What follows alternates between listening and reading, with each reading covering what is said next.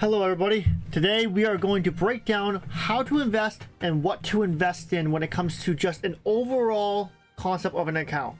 So in the very beginning of an account, the very beginning of its lifespan, right, we are going to have the academy. The academy is always something we should be invested in, and you should always focus one troop type at first. Eventually you can branch into the other ones, and that's eventually what you get to T5s and everything else, but always focus on one troop type in the beginning, because it doesn't matter about whether or not you have tier 3s of everything in KVK1. It matters if you have T4 of your major troop type and can smack someone really hard with it. So that is the first thing to go over. The next thing is when it comes to investments. Do we invest in commanders with the wheel? We have equipment, we have formations and like different things when it comes to armaments with formations. So what do we invest in? Well, I get this question a lot, all the time. In fact, I would say this is one of the #1 questions I get is, what should I invest in and how should I invest in it? And many times people do it wrong. Many people, they go over and they're like, you know what? There's a new commander out. I want that commander. So they'll invest in it. And that's going to take either hundreds of dollars for whales or a ton of time for free to play. So the question really then is, what is the first investment? In the very beginning, it's equipment. And it's almost always going to be equipment. Okay? So so if we look back, right? If you want to look at like trades and stuff like that, equipment is the reason why things change. We're facing one of the strongest kingdoms that we've faced in a long time, and my trades are still decent. Why? Because I'm not going out there with a march without really pretty decent equipment. If you go out there with half-baked marches, right, and have blue equipment gear and stuff like that, unless you were QSH a couple months ago, because QSH was broken for a long time, you're just not going to trade well, or you're not going to trade nearly as good as you could. If I go out there with this march, for example, this won't trade well at all. In fact, I'll just end up filling my hospital for no reason. So first investment is equipment, and this goes for rally leaders, this goes for garrison leaders, and this goes for open field players. The next thing that we're going to be investing in is, it all depends upon what you are focused on. So if you are a player who wants to field 3 marches, your investment's gonna look different than a player who wants to field 7 marches. Why? Well, if you are free to play or a low spender, you're not going to be able to just max every single thing every single time. But what you're going to do is you're going to focus. So for low spender and free to play, we're going to focus, if we're going to do 3 marches, for example, on equipment first. First is equipment beyond everything. And so we're going to get this maxed out. We're going to get this maxed out, at least to gold iconic 1, and then push it eventually to 2, 3, and whatever else. And we're gonna focus on equipment first. That is the #1 thing to focus on.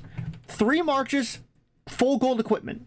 The next thing that you're gonna focus on is commanders. You're gonna max your Sun Tzu. You're gonna max your BQ. You're gonna max your QSH. You're gonna max your Liu Che, and whatever your third march is. That is going to be the next thing to invest in. You're going to get that from wheels. You're going to do that from the dailies. There's tons of different ways you can do it, but that is the next way.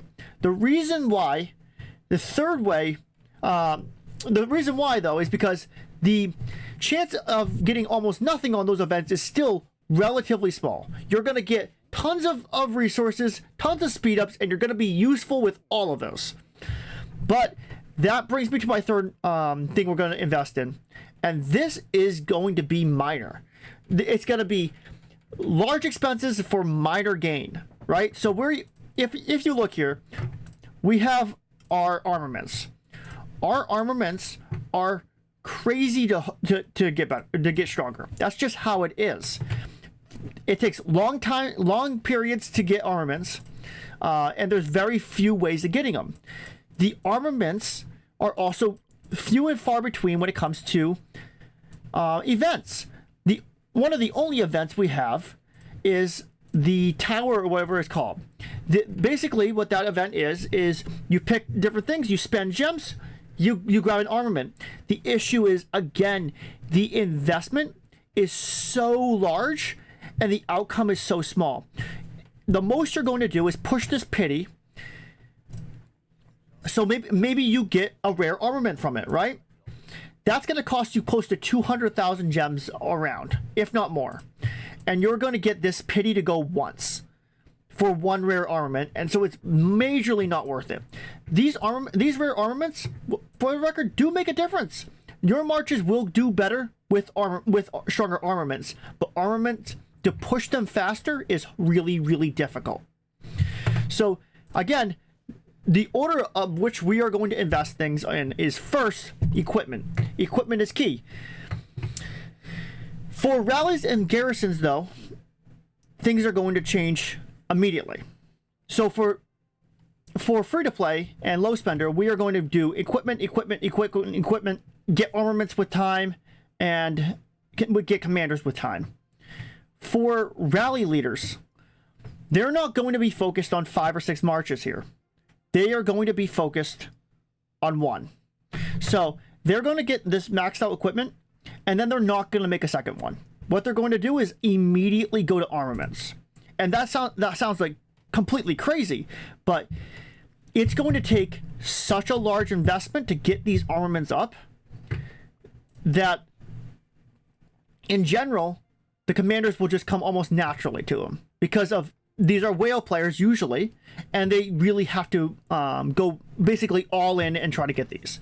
These armaments, in order for these rally leaders and garrisons to be super successful, they honestly have to have at least 2 legendary armaments on them, if not more.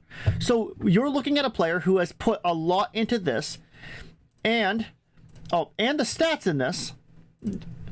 On top of that, they have the commander maxed, and they have almost all of these to iconic 5 tier. So that's what that's the difference between a rally leader and a garrison. Is garrisons and rally leaders really have to focus on one march. Open fielders have to figure out how many marches they want to invest in, and then invest in, again, equipment, then commanders, and then armaments. And again, equipment is first, always. That is your bread and butter, then commanders, and then armaments. Okay, so if you enjoy this video, feel free to like and subscribe. This is we do this kind of breakdown pretty often upon things to work on, things to improve your account. And if this made it so that you guys don't make a really bad investment, feel free to like and subscribe and tell me down below in the comments. So without further ado, this is Angry Drax Gaming. And